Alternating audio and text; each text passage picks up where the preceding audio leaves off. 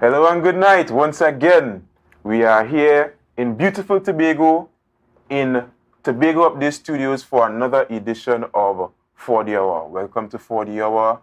My name is Edison Thomas, and I will be your host/moderator for this evening's discussion.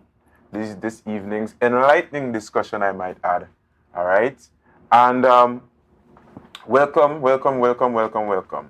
All right, Tobago, it's good to have you. I hope you have been enjoying me over these past couple of weeks, enjoying the discussions, the guests that we have been having on the show. All right, we take great care into curating our panel each week to bring forward a topic and to thoroughly discuss the topic at hand as it relates to Tobago's business and current affairs. All right, so again, Edison Thomas, I'll be guiding you through this evening's discussions. And what is on for this evening's discussions or tonight's discussions? Currently in Tobago, we have had coming to the fore some issues regarding the management and of operations of our treasured Study Park Quarry and the enterprise charged with carrying out the operations of the Study Park Quarry, which would be Study Park Enterprises Limited, better known as SPEL. SPEL is a company owned by the Tobago House of Assembly, and as I said before, they are charged with operations, the extractions, production, and sale of the produce that comes from the Study Park Quarry. And what is the issue, you might ask? Well, the division for which SPEL is under, the Division of Infrastructure, I would say infrastructure for short because the name is so long and it slips my mind right now, right? But the Division of Infrastructure, and the secretary for who is responsible, Mr. Trevor James, or Assemblyman Trevor James, came out into the public and gave his grievances on the inability to receive the necessary clearances as it relates to the blasting permits, as well as mining license, right? The difficulty to obtain that as well, that comes from statutory authorities in Trinidad. And so it has sparked a whole back and forth with the public and government officials as well, with the Prime Minister coming forth, bringing to light the situation where he himself and the Minister of Works, Mr. Ruan Sinanan, came to Tobago in January to visit the Study Park Quarry and to see its operations. And that visit was called off for reasons unknown it's said by the Tobago House of Assembly, and not the Study Park Quarry itself, but it says the Assembly. That's the official bodies that was mentioned. All right. So, and then we also have other issues to discuss as it relates to who is the current chairman of the Study Park Quarry as well. We have some confusion going on with appointments and persons appointed and having contract terms and being replaced before that contract term is up. So all of these things are we going to discuss tonight on this program. And to discuss it, we're going to introduce our panel tonight. All three gentlemen are no strangers to the show. We have first up Mr. Lance Ogis. Again, no stranger to the show. Welcome, Mr. Lance Ogis. Mr. Lance Ogis is a community activist and trade union officer. We also have Mr. Max James. Again, no stranger to the show. Mr. Max James is a former NAR secretary and former assemblyman in the Tobago House of Assembly. And we have, last but not least, Mr. Ricardo Philip, who is the political leader of the Class Action Reform Movement. All right, gentlemen, good night. Hoping to have a great discussion with you this evening. All right? I always ask for initial thoughts. You three gentlemen are not strangers on the show. So, initial thoughts. Please try to keep it short. I am referring to you, Mr. Max James. Please try to keep it short because we want a discussion to be the longest part of the program tonight. All right? So, again, I'm going to start on my from my furthest, Mr. Lance, what are your initial thoughts on the confusion that's surrounding the ferry currently? Not the ferry, sorry, the quarry currently. Good night to our viewership, listenership, and thanks for having me. You know, sometimes I like to look at a situation, do an in-depth analysis as to what we are dealing with. So we have the spell issue. But the spell issue is really just another manifestation of a more fundamental issue. And that issue is we would have noticed recently that there are some conflict in the Tobago space between the Tobago House of Assembly and the central government. And ideally what we have happening is some persons in location A having the belief system that they have authority over another civilization in space B. Mm-hmm.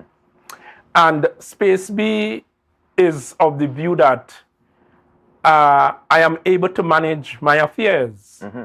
But space A, or the persons in A, meaning the central government, is saying, listen, I am in charge of you, and you operate by my terms and conditions. In spite of your ability and your competence to deal with your business, you must do as I say. So there is a conflict.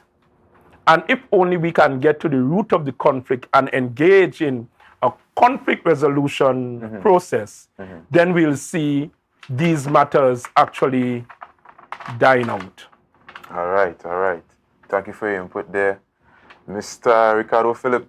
There is no resolution to any conflict that my good brother here just make reference to until both parties is on the same understanding or the same interpretation as it relates to the THA Act. There's a degree of delusion. There's a degree of delusion that operates on one side and on the other side mm-hmm. as it relates to the Tobago functions and Tobago interpretation, understanding of what the THA Act means. Mm-hmm. Trinidad believe one thing, Tobago believe one thing. Mm-hmm. Interpretation is the biggest problem. And over the years, I have observed the struggle. There are those who are very passionate about it. There are those who really don't care. There are those who really are confused who don't understand in the Tobago space. And I think that one of the problems we have in Tobago is that we have not spent time defining as a people. I'm not talking about those who have experience in the THA and who have worked in the THA and who have, but as a people, mm-hmm. define what do we really want out of this relationship as far as the Trinidad and Tobago standard, because you at a point where you hear terms like Tobago government, mm-hmm. you're hearing these terms coming to play. The reality is, and the people of Trinidad and Tobago must understand, the Tobago House of Assembly Act does not represent an independent Tobago by itself. It doesn't have any power to make laws, to create anything other than management capability. That's all mm-hmm. in terms of the interpretation. Mm-hmm. At this point, my argument is not for or against, but I'm saying the problem, what creates the conflict now, as we see, and we'll continue with this struggle for eternity if we, as a people, as a country, don't come together, or doesn't come together rather, and define and to get on board with the same interpretation of what the Act means to Trinidad and what the Act means to the people of Tobago. All right, nice. And Max, you could jump in here. Thank you, mm-hmm. Mr. Moderator, and good night to the members mm-hmm. and to the listening public or publics. We see an incursion mm-hmm. into the affairs of Tobago, a debilitating incursion, a strangling incursion into the rights of Tobagonians as empowered by the Act number 40 of 1996 as amended, mm-hmm. the Tobago House Assembly Act. And where we see excursions, well, let me put it this way, forays, that's the word I'm looking for, I beg your pardon, upon forays in the authority of the assembly, I'm not unclear at all. I'm not ambivalent as to what the act says. I think the deliberate ambivalence is by Trinidadians or some Trinidadians who want to hold on to Tobago. As William said many years ago, Tobago exchanged British imperialism for Trinidad imperialism. And we see that panning out today, almost each and every day that the good Lord sends down. The intent of Parliament was to give Tobago, as they call it, internal self-government or self-governance. You know, slavery, one of my brothers will say, slavery was a law, you know. Was once a law. And you are asked to follow that law. We in Tobago have something not perfect, but it is very clear as to the areas that are enshrined in the law under the 5th schedule. And we can cooperate on the 6th and the 7th areas. But the law says, and if you can pull it up for the benefit of the viewers, because a lot of people don't understand it. So if we go, the law says, for the better performance of its functions, the assembly is hereby empowered to do all such acts and take all such steps as may be necessary for, even incidental, even as minor as you may see it, to the exercise of its powers or for the discharge of its duties. So I don't understand how clearer that could be or what is ambiguous about that. So when people sit here and in Trinidad and wherever they believe, and to say it's not clear and it's a matter of, you know, every law you make can be the subject of a court interpretation, you know. So let us not fool ourselves.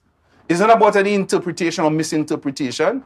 It's a deliberate tactic, as high as the prime ministers we are seeing today, to obfuscate and to hinder and humbug the operations of this assembly. They see the Secretary of Works making a lot of runs. He builds things in 3 weeks. Well, the former PNM assembly took 20 years to do certain kinds of things. And the PNM and the minister, Stuart Young, and the finance minister, and all of them, is an onslaught on this assembly because they dearly want the 2 Tobago seats and to retain power at all costs. So you know about no interpretation. They know what the law is. Stuart Young was a lawyer. He was about 4 or 5 years when the Assembly Act was passed. He was an altar boy. Go look at his at his record, right? And you will see. So he knows very little about it. And they're coming on the back end to interfere with what we have, rather than to take such steps as the government of Trinidad and Tobago to facilitate the intent of Parliament, that is to give Tobago self-governance. And I want to ask this question as you're on that, right? And on intent. Is it malice or is it misunderstanding? Because, all right, so we hear now, let me frame it up. Mr. Trevor James came and he lamented, right, that certain stages or that things that needed to go through the statutory bodies are being held up, and so he was not able to get licenses and the blasting permit for the operation of Spell. All right. There was a release by the Ministry of Energy and Energy Industries upon which quarries would fall in terms of minerals, right? And they stated that the reason that the license was not produced in a timely fashion is because the documents for the payment of royalties was not produced to the ministry on time for the processing of the document, all right? As opposed, and also the blasting permit, the reason that they gave is that it had to go through multiple regulatory bodies, right? There's the blasting committee, there's OSHA, and there's the TTPS, who also gives the final say on if you're getting the blasting permit and for how long, right? So is it that there is malice there in that these things are currently being, purposefully being held back? Or is it that there's a misunderstanding of what is required to get the results? Let me put it in the local and the Tobago dialogue. Mm-hmm. It ain't no misunderstanding. It ain't no misunderstanding. You know today as we speak, Mr. Moderator, Mm-hmm. that the Assembly applied for a permit. Imagine they have to apply for a permit to Trinidad Mm-hmm. to sell the aggregate, export it. Under which they have administration for in Tobago from the act. So you know what asking, so their permit has not been granted. Months now. Mm-hmm. They are applying for a permit to blast. They are withholding it. Mm-hmm. Even a blind man could see that. Mm-hmm. It ain't malice. But let's develop. Let me finish, please. Let me finish on the new job. Yeah, I mean, it's when I'm speaking, don't interrupt me. I mean, When I'm speaking, don't There's not a interrupt me. school, there's not a classroom setting. I am on my I just want you to know there's not a classroom setting. I don't have to Is listen that, guys, is that to you. discussion? No, yeah, discussion, but don't yeah. tell me I have to listen to you when you're speaking. There's not a classroom No, setting. you could copy No, there's not a classroom Gentlemen, setting. No, you could No, copy take your time. You do it. Make a point.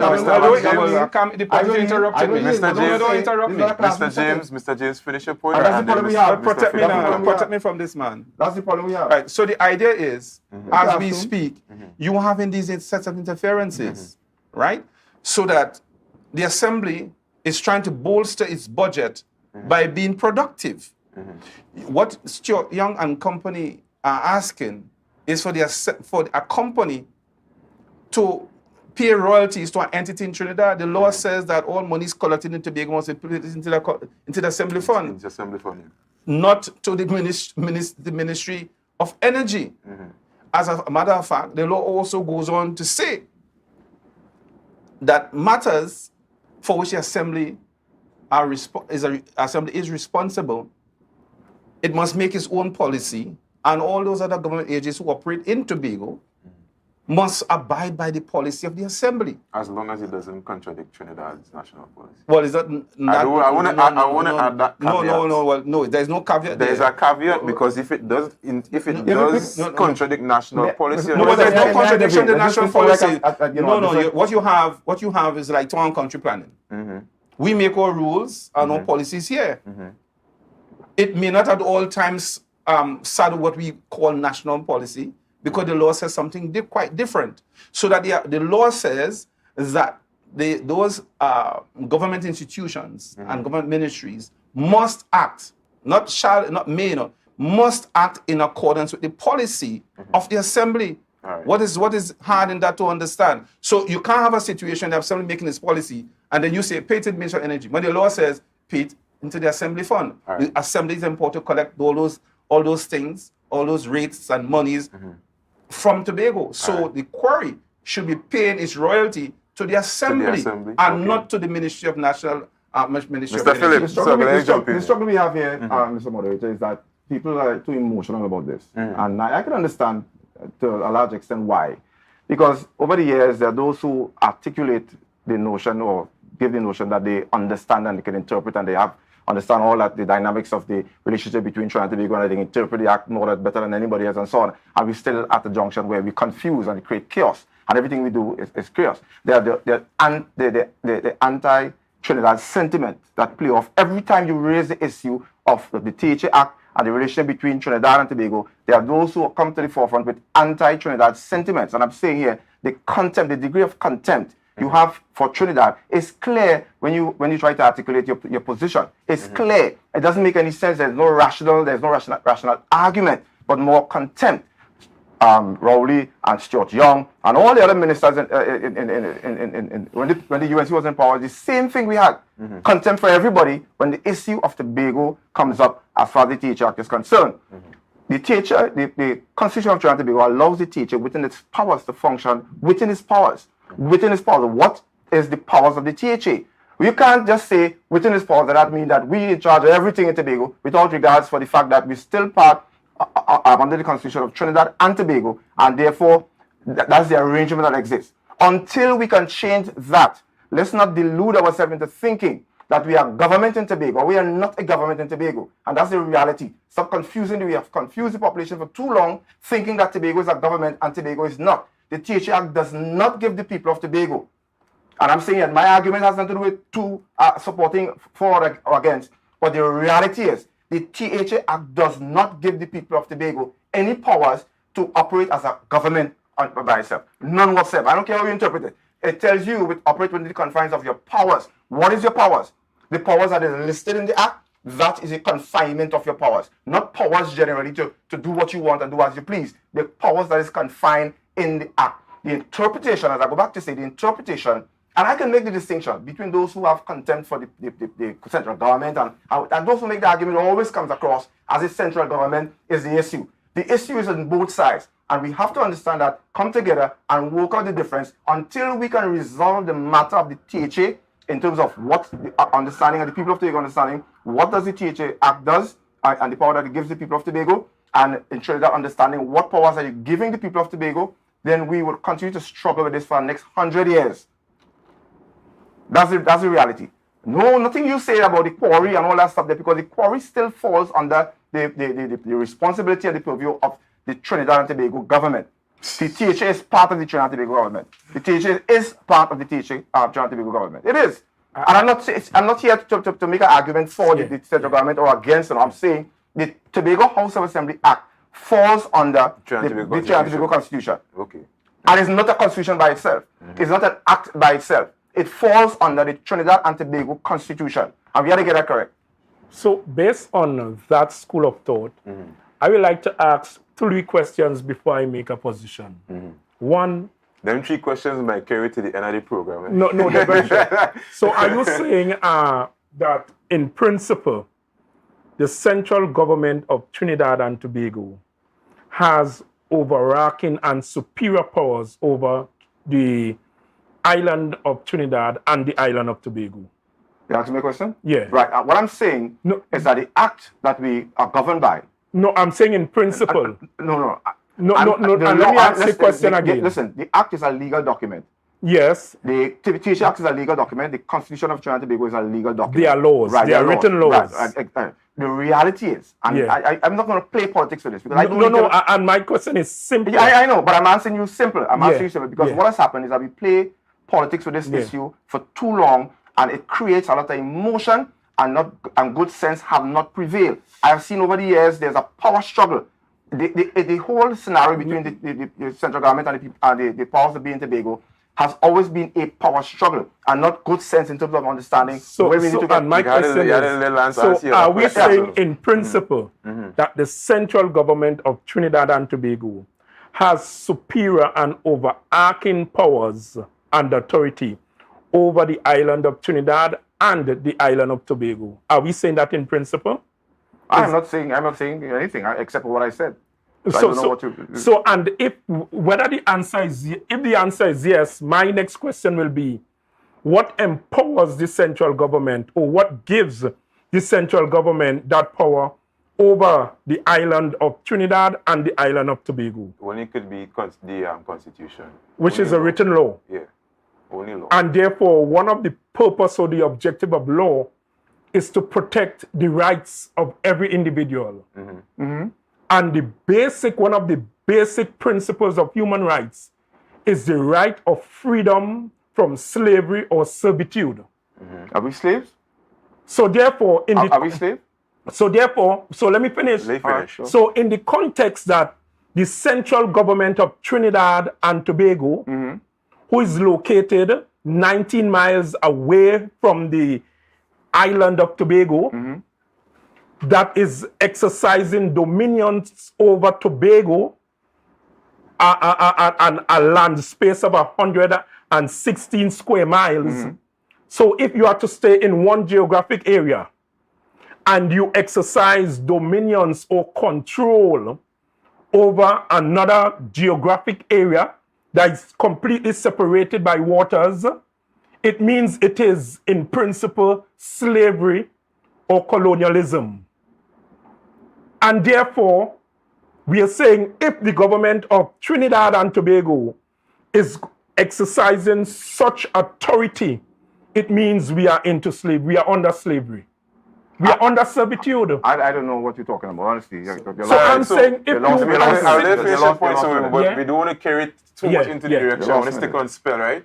You had anything else to say? Or could you continue? So then, in principle, and let's get down to it, every people of any geographic area, they are entitled to that basic human rights Right. of freedom.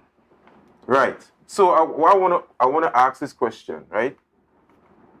Mr. Max James, you brought up a very pertinent question there about the royalties and we should be paid to. We are, from my understanding, right? All the state lands and state resources are vested in Corporation Sole, which is the Minister of Finance, right? Now, in Tobago, administrations for those state lands as it relates to Tobago is vested in the THA, given through the powers of the THA Act. Exactly. Why is it now pertinent for us to pay royalties The Ministry of Finance. to the Ministry of Finance or Inland Revenue in Trinidad? So that's the question. And Tino, from what Lance has just articulated, the Constitution makes allowance for the Tobago House Assembly Act. It is clear that the Tobago House Assembly Act is situated in the Constitution. That Constitution says that these lands here belong to the Tobago House of Assembly. The Tobago House of Assembly goes on to create a company. And Minister Yogi now saying, you see that company that you created? Any money that you make there, part of it belongs to us in Trinidad. The central government. So it means I set up my company and I must pay a royalty to you elsewhere. Then it defeats the whole question of the collection of revenue and whatever else in Tobago, in the taxes paid by institutions, banks, and so forth. Because Nowhere in that argument or in that particular regulation or law in the book, it says that you must collect these monies here, right? The taxes should be remitted to Trinidad. The law says that they must be collected by the Tobago Assembly, including those of its own creation. Spell is a creation of the Assembly. Right. The monies collected are monies that helps the Assembly's budget, helps the development of Tobago. And if I have to pay the royalty to somebody else, it defeats what I've set up my company to do. And I was just going to so point out that. When we hear this talk about there's no government in Tobago, it's hogwash. We talk about local government, we talk about island government, and if you wish, we talk about central government. We can argue successfully that Tobago is island government. So it's a government. So when you hear people talk that kind of nonsense and spirited young people coming up, I say to Tobagonians, we have a government here in Tobago. This assembly is now terming itself as a government, rightly so, because there are different forms of government, but all government. So we have island government, we have local government, there's still government, and they have central government. And if the assembly terms itself as a government, it is in the context of island government. Let us not be confused. Mr. Morley, that's the confusion that we keep having, and we keep going in circles, with this issue about government and governance and the behavior. It's a minor point. The behavior of those who believe and use the word government, thinking that it's an opportunity to operate within a government, as an independent government. And that's the struggle we're having right now. The struggle really is that you think that you can operate as an independent government within a government. That's the sum total of what's going on in Tobago as it relates. As it relates to the funding. I'm not sure, and really, when I'm not sure about something, I like to say, when you have resources that belongs to the government or the people of Trinidad and Tobago, the resources in Tobago also belongs to the people of Trinidad and Tobago. Understand what I'm saying? So if it is that you get a barrel of oil in Tobago and I sell it for $10, you say, well, you have to go in Tobago, you collect the $10, but you know how to send $2 to Trinidad because the resources belong to the people of Trinidad and Tobago and not to the people of Tobago. As far as the Constitution, as far as the laws that govern the both islands at this point in time. If we want to change that, we can. And those who articulate autonomy and the sentiments of government as an independent spirit, okay, let's call a public referendum and have the people of Tobago and Trinidad say, this is what we want to do. We want to operate two separate governments, and therefore, when we say this is Tobago, this is Tobago. When we say that is Trinidad, that is Trinidad. We no longer have to operate under the Constitution of Trinidad and Tobago, but we have a Tobago Constitution and a Tobago government, an independent government, as those who are trying to articulate That's what we have. And it's false, it's misleading, it's dishonest to the people of Tobago. For years, you have been fooling the people of this island that we are an independent government, and we are not. It's sad to see that we hold, and the young people, politicians young politicians are emerging over this understanding that this notion, and we even fighting them was campaigning. They were treating the government of Trinidad and Tobago with contempt and disdain because they believe for some reason to the point where Fadi they stay out of Tobago. This is the Prime Minister of Trinidad and Tobago, and this has nothing to do with politics now. This has to do with the Constitution and the law and respect for it. Until we change it, we have to respect it. You want to change it? Not a problem. I have absolutely no problem with that. Right. Mr. Moderator, All right. Well, I just made my final point. No amount of loud talking is going to change the fact from there are people who continue to immerse themselves in misunderstanding. The law is clear. Section 48, retention of monies, collection of revenues. So you come to a program here and you don't know the law, but you're talking. That's the problem, you know. The law says, upon the coming into force of this act, any company, financial institution, or person operating a business in Tobago shall pay Tobago all taxes, fees, duties, levies, and other imposts in respect of its operation in Tobago. Monies credited to the fund in accordance with subsection 1 and 2 shall be set off against the annual location provided by Parliament to the fund. So they have to collect the money. And all we know, what happens after? it stays in the fund here until I don't know how to explain that to you. I mean, it's so clear. What I'm saying, the law says why do we have a confusion? Why do we have a confusion? It's a Trinidadians who want to confuse it and do not. It's a Trinidad thing. It is a Trinidad thing. Guys, hold your thought. We gotta take a break. You can't now. escape it. We gotta pay some bills. All right, we'll be right back, and we will be continue discussion on the Studley Park Enterprises Limited. Stay tuned. We'll be right back.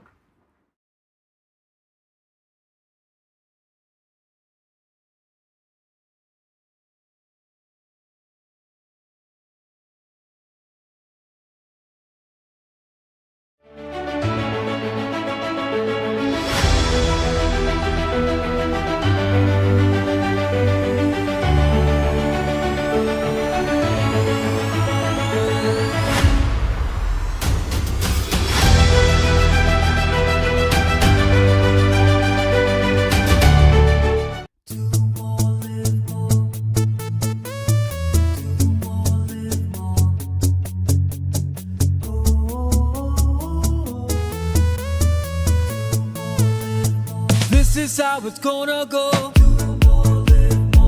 They better look up below, 'cause this is your show, and everybody's gonna know. Say it to them once again. They better look up below. This is your show, and everybody's gonna know. That's how it's gonna go. They better look up below, 'cause this is your show.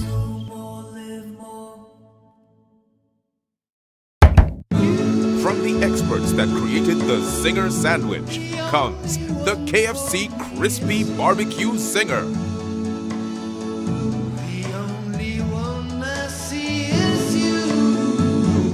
Cheddar cheese, crispy onions, the most delicious Kentucky Fried Chicken, and barbecue sauce. Get ready for a whole new level of flavor. October will never be better with Tobago Carnival fever. Book your passage and come on over.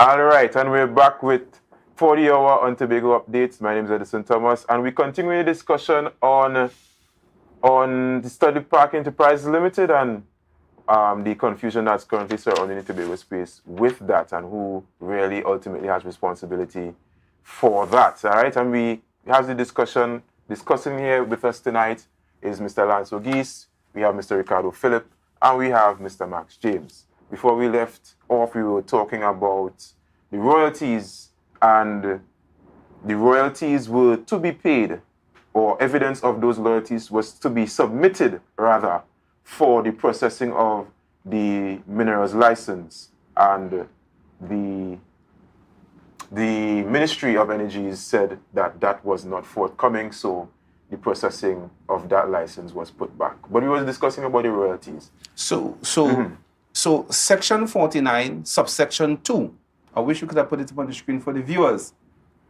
It says, upon the coming into force of this act, which is the Tobago Self-Assembly Act, for the viewers, this is here. It says, any company, spell is a company, isn't it? Isn't spell a company? Yes, it is. Good. Financial institution or a person operating a business in Tobago shall pay in Tobago, not to the Ministry of Energy, all taxes, fees, duties, levies, and other imposts. All of that means royalty, including that. Because it says all other imposts. In respects of its operations in Tobago. Isn't spell operating in Tobago? Currently, yes. Let's go to section 54. Upon the coming into force of this act, all lands, all, and other property of every kind located in Tobago, vested in the state except the residences of the President and the Prime Minister, are hereby vested in the Assembly in the right of the Republic of Trinidad and Tobago. All lands. Very, very clear. And other property of every kind. Imagine that. That's the powers we have. Let me finish this. Let me finish the reading. Including things in action vested in the former assembly are hereby vested in the assembly. That's the current one. And it says here, all rights and privileges and benefits and liabilities and obligations, so forth. So spell, operating in Tobago, is an institution, is a company, and it is saying those things as state land belongs to the assembly. So they set up a company, and the proceeds, profits, revenues, and so forth, other imposts and so forth, must be paid in Tobago. That was the law says, not to the Ministry of Energy. So the assembly says, the law says, that the assembly shall make its policy. I do not see quarries and mines in the Assembly Act, is silent. But it's a function of the assembly because they created the company. So I must create my company and then give George Young the money. And then when I talk about Trinidadians, this man vexed because this man is vexed with me. And I'm not vexed with you. No, brother, I'm not vexed with you. Bugging us from operating, I am not making a vexed with revenue. you. They already shortchange us. And the little caca that we get from the quarry, they want to take it too. Well, as a matter of fact, Mr. I don't understand. As a matter of fact, Mr. Moderator, and this is the tomfoolery that we keep engaging all the time. It's the facts. The monies are collected from all these companies set up in Tobago goes towards the Tobago annual budget. Yeah. So it's an offset. It's not really money you get extra. It's not extra money you're collecting to say, well, this is Tobago money, so we can do more things with it. This year, when the central government sit down at the end of the year, they say, look, how much you collected? You collected $10. We give you $90 instead. Understand what I'm saying? We're giving you $90 instead. So don't fool people by thinking that some extra money Tobago is going to collect from the sales of the royalties and all that. It offsets the THA budget. That's what it says. And again, I repeat, the THA is not an independent government within the Trinidad and Tobago scenario. But I'm saying, don't be here. Hold up. You talk about that, vexity and all that. I don't get it. But don't say that. Nobody said that yet tonight. Let me finish my point. You said a vexity. I have no emotion invested in this. I only seeking the truth. Because over the years, I've seen and I've listened to the tomfoolery, the lies, the selfishness as it relates to the THA, interpreting the THA. There are those who actually believe that the THA is an independent government within the Trinidad and Tobago scenario. The money is collected by royalties and so on goes towards the THA budget, annual budget. And that's it. Nobody says There's no the assembly. extra money? Nobody says the assembly was independent. I don't think What we anybody that say- matters what- I am is saying leading the that, attitude, Mr. the you- language. no, but nobody This said is- This is that. my point. Why you pushing that I up? have never accused anybody of saying that. But I've don't said the talk around the attitude table. and the language over the years suggests that the THA is an independent government, which is a lie and a deception on the people of Tobago. Let me say this. You see, that's why we I never accused anybody of anything. That is why we I just say it's a lie and a deception on the people of Tobago. That is- nobody Let's get said it right. that. You Let's see, get it right. You can't bring I things. want to pose a question to Ricardo, right? Yeah. I want to pose a question. Before I come to you, Mr. Yes. Lance, you're saying that is an offset, and you're correct, is an offset. You're correct, right? It's an offset because if we correct 100, and we're really supposed to get 1,000, the government's going to give us 9. Right? However, we have inaccuracies coming from, and I don't want it to class this as me trying to make the PM look bad or anything like that. But there are some inaccuracies that result from a fact that those monies are not being collected in Tobago, because revenues are not accurately reported because of that, and thus we end up getting inaccurate figures on Tobago's GDP. We get inactive thing on all of those things because those monies are being collected here. The petty politics of the day is responsible for all these scenarios that develop. Withholding this, withholding permit, petty politics. So we're not talking about the petty politics. That's another discussion. What we're really talking about is how, as a people in Tobago, we understand what the THA Act mean to us. That is the problem we face. What does the THA Act mean to us? Let Lance come in. Lance come in. But just a quick thing, the Lance. Lance make it Lance concedes. So let me correct my friend on the side here. And let us read from the Act. Section 50, subsection 1. Subject to subsection 2, where in any financial year, monies paid into the fund in accordance with section 49 exceed the quantum appropriated by Parliament to the fund for that year, the Assembly shall retain 50% or such larger portion as the Minister may by order specify in respect of that year of such excess to be applied to such projects as it considers fit.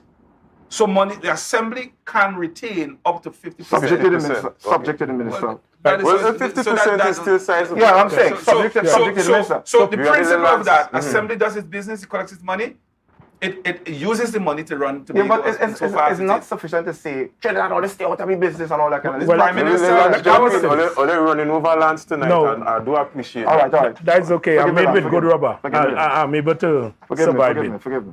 Now, whether we speak of the THA Act or the Constitution, in principle, they are all laws. And laws, in principle or fundamentally, are a written set of rules which contain principles for establishing standards, maintaining order, resolving disputes, and protecting liberties and rights. The THA Act 40 of 1996 is a law that was made by Parliament, and this law was made because the Tobagonian complained of being ill-treated.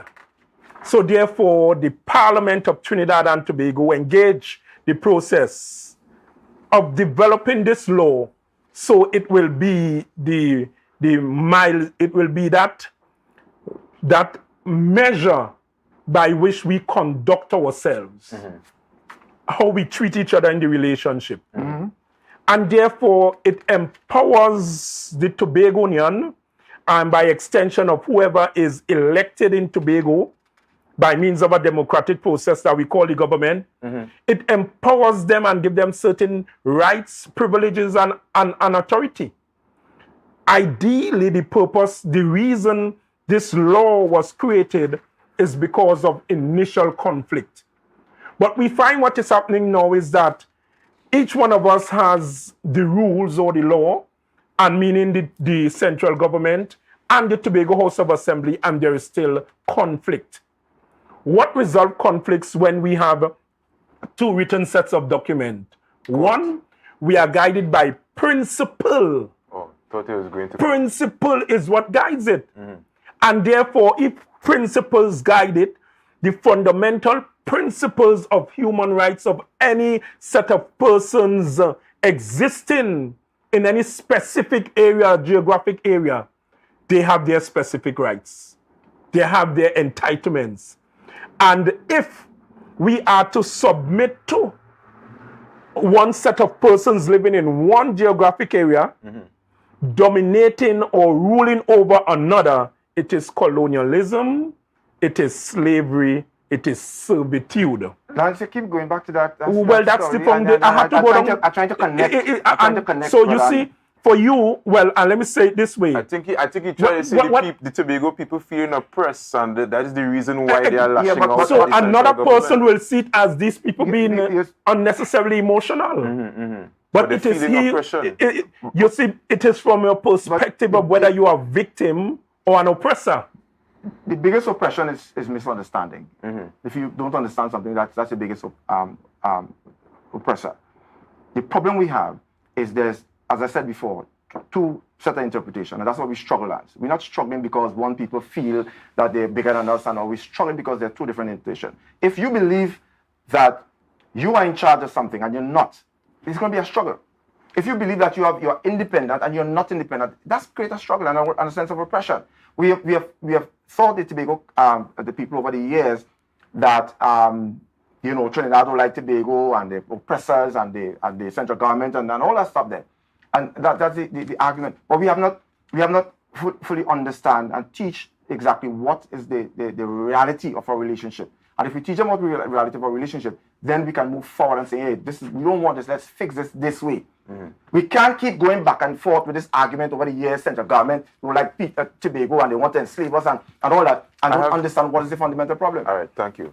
I have two more topics to touch on before we finish the program, Yes, right? sir. Right. So the Minister of Energy. No, not energy. The Minister of Works and Transport, Mr. Ransinalan, recently went on a television program. He said, well, actually, when they were discussing the kind of blank they got from the THA in January, right? How many notes here? He did say that Trinidad is open to doing business in Tobago. They are accustomed to doing business in Tobago because the aggregate of that Spell produces is of the highest quality and international standards. So they use that there in Trinidad, actually dependent on it in Trinidad, right? Now, seeing as though they are so, the quality of the product is so good, can we now, to say Spell, can we now export that into other areas in the Caribbean instead of, make it a little bit more open, because it seems as Trinidad and Trinidad companies are our biggest customer. Right. Can we now then export that into a Barbados or into a Guyana? So there are companies here in Tobago that want to export the aggregate or buy the aggregate for use in Guyana. The Spell is on record of having exporting the aggregate to other Caribbean islands. Okay. But the aggregate was the cost of the true cost was not the economic cost. It's underemphasized. Okay. People who know what has been going on there will know that it was a cash cow for the last regime. Okay. It's a cash cow. And because it is that you're having certain kind of controls now, those in Trinidad, as we say, or Port of Spain, are annoyed. Okay. You had the assembly here, a certain secretary here, certain persons in the assembly making deals over our aggregate, making gold over it, when that money is supposed to be paid here in Tobago for use by the assembly. When the minister tried to come here in January, he did not write the secretary. He got his permanent secretary right to the chief administrator, disregarding the secretary, disregarding the administrator in the works division. So you see the kind of disrespect. And they were told, listen, no, there's a secretary there. You have to deal with him. The law says nothing in this act shall prevent conference between a minister and a secretary. So if he really wanted to come to see the quarry and you're hearing the prime minister's rebuff, the Prime Minister invited himself, but nobody saw to speak with the Secretary. So there was no meeting. If you don't respect the Secretary under the law that says you should talk, but you're getting your permanent Secretary to write to the Chief Administrator. You know, there were some Chief Administrators here in Tobago that felt that the administrators in the other divisions have a line function to them, you know. So if the Chief Administrator has a line function to an administrator and works elsewhere, then the Chief Administrator could override what a Secretary does. But there's no line function. Right. Gotcha. So we have to fix these kinds of things and so on, so that the assembly can function very smoothly. But you are talking about exporting the aggregate. Best in the world, some people say. But we don't have the permit to sell. It was perhaps given under the PNM, but this administration doesn't have a permit to sell because they're making so much money. Or there's the threat of making enough money so that they could begin to fix little things in Tobago that need to be fixed. You ain't give us in the budget 4.03%, or in this budget $4 on every $100 the country makes. When we have all these hydrocarbons outside. So I want the children in Tobago, the little youths are coming up. We have so much oil and gas and hydrocarbons outside. They take all of it. Send it to Trinidad because they have the mining facilities and cleanup facilities there. And they only give us $4 out of every $100. And now when Spell is trying to make a lot of money for us in Tobago, they say you can't sell. It's like the mark of the beast, you know. They say you can't buy nor sell. That's what Trinidad imposing on us. So the Prime Minister tried to invite himself. If the Prime Minister wants to see the quarry, there's no big thing. He goes on a mission with the Chief Secretary. So the Prime Minister could say, Chief Secretary, I want us to cooperate here in Tobago. Let us visit the quarry. Let's see what problems you have. But since the aggregate was is of such high quality and they want it, well, make the permits available. Make all the permits and licenses available quickly so the country could breathe and cooperate. So it's not we causing the problems. It is Port of Spain causing the problems. So people will say Trinidaders don't want us. When we say Trinidad, we mean not the ordinary Trinidadian. We are talking about those in power that want to retain the wealth of the nation and only give us 4 cents. And that cannot work. And that what Lance is telling you is an imposition of colonialism on Tobago, like slavery was, and we fought against it and succeeded. That we want to remove this slavery, this modern day slavery, that the governments in Trinidad have over us. It is wrong, and I want the Tobagonians. I also further want the Tobagonians living in Trinidad to hear what is happening to all their motherland. The PNN government, all their support in Trinidad, they're wreaking havoc, brothers and sisters in Trinidad, on your motherland in Tobago. Next time, don't vote for them because they're not doing anything to help the motherland here in Tobago. I want to also add a dimension to the discussion. Not only that if Spell isn't operating, it's not making money, but they also have to pay staff. So they're losing money. All the staff. It will be by the virtue because and then people say you're disrespecting the Prime Minister. The Prime Minister, when he's speaking to his PNM faithful on his spot there in Toko, was not speaking in his capacity as Prime Minister.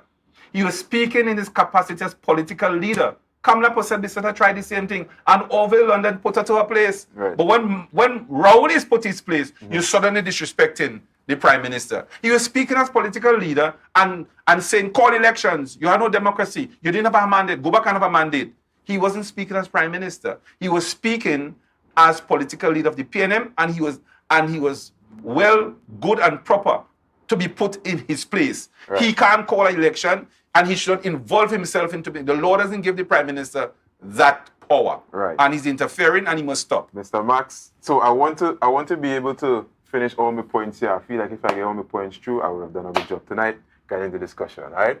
So one last point I want to bring up is that the confusion that we currently have with who is the current chairman of Study Park Enterprises Limited, all right? We currently have two gentlemen, claiming that they are the current chairman of Study Park Enterprises Limited. My notes from the secretary, I asked him. Let me frame it up first, Mr. Right. James, right? So currently, Mr. David Walker who, quote unquote, I don't want to say current or past chairman, right? Right? And Mr. Ashwood Jack are both claiming that they are current chairman of Study Park Enterprises Limited. All right? When you ask Mr. Jack if they were instruments of appointment, Mr. Jack said that he's not crazy, and so he will not take up a position unless an instrument of appointment is given.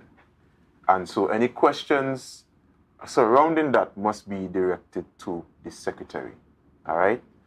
Mr. David Walker has said, and his rationale for why he's claiming that he's still the chair of Study Park Enterprise Limited is that his contract is still on that tenure for when it was given and it was signed, right? So when he was given his contract, it was given for a period of 1 year, which is supposed to end in August of this year, all right? There's misunderstanding on his part because the secretary is now saying that he was supposed to take over the chairman's position from Mr. Anthony James. And so when Mr. Anthony James's period was supposed to be Winfred. That's Winfred. Sorry. Is it Winfred? Yeah. Winfred James. Yeah, Sorry. Winfred, yeah. Winfred James? Yeah. My apologies, right? Too many James. It have too many James. James Winfred Street. James. Not two, plenty James. Yeah, it have too many. No, I'm correcting, plenty James. Plenty James, right? Right. And so when his tenure was supposed to be up, that's when Mr. David Walker's tenure is supposed to be up. But so now we have a confusion of who is supposed to be the current chair of Mr. Moderator, Study the Park thing is Enterprise clear. Limited. He who, remember this phrase for the rest of your life, he who appoints can disappoint. He who appoints can take away your appointment. A chairman doesn't have what you call in labor law a contract of employment. Okay. It's necessary. It's just merely an instrument of appointment appointment. that says you are there for a particular time. The secretary and the executive council, if they believe that you're not acting in the best interest of SPEL or a company of the assembly or in the interest of the assembly, can remove you. So Mr. David Walker was effectively removed by a letter. So he's just causing mischief like the rest of the PNM. He is a PNM, but they still make him chairman. That's how magnanimous this assembly is. They take a PNM and make him. Well, that's one minor interpretation of that. That's definitely so nevertheless, it shows the magnanimity of this PNM, of this assembly. So he was written to, told to hand in his keys, the vehicle, the Sorrento vehicle he was driving, and all other property of SPEL. He was told to do that. He didn't do it. He went away back to Trinidad, and they used the spare keys to take over the assets of SPEL. Mr. Ashadra can't be crazy. I worked with him in the assembly. He's not crazy. He could be arrested for appropriating the property of SPEL by saying you're going to seize the vehicle. Mr. Jack acted properly under the law and under his instrument of appointment. There's no confusion. It's just that another example of the PNM activists in Tobago that making mischief and at every score and every time trying to make the assembly look bad, but they wouldn't succeed. All parties have used, these state enterprises for their own personal, handouts and help out and that kind of scenario. So there's no real credibility in trying to argue or to justifying what happened or what didn't happen. But as far as I know, if the current chairman has a contract and that contract stipulates the condition. It's not a contract. Well, whatever it is, agreement, what have you. The instrument of appointment. If that has conditions for a time period or before something happens, before a time period, then that might be a cause to say, hey, I'm still the chairman. Nothing happened. You just give me a letter out of the blues, etc., etc. I don't know the details. I'm not going to argue for or against this scenario. But what I have to say on the subject is that when you see all these type of things happening, is because there are a lot of pressure, nepotism and corruption that's happening out there. I'm just saying that that's the history of Trinidad and Tobago, and that's the history of all these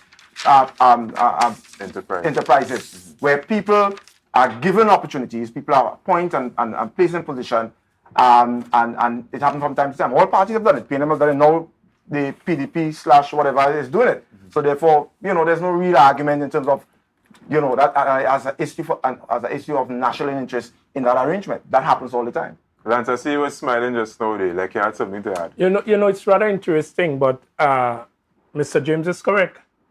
If you receive an appointment, that appointment can be revoked anytime, At any time by the person who handed you that appointment. So I think it's a simple case. It's rather interesting that some of us sees it differently and believe that we have a claim of right. But in reality, that's what it is. All right. Okay. Guys, thank you so much for, this is probably the easiest I ever get to wrap up a discussion. I love it. All right. Yes, gentlemen, thank you so much for joining us this afternoon. Lovely discussion.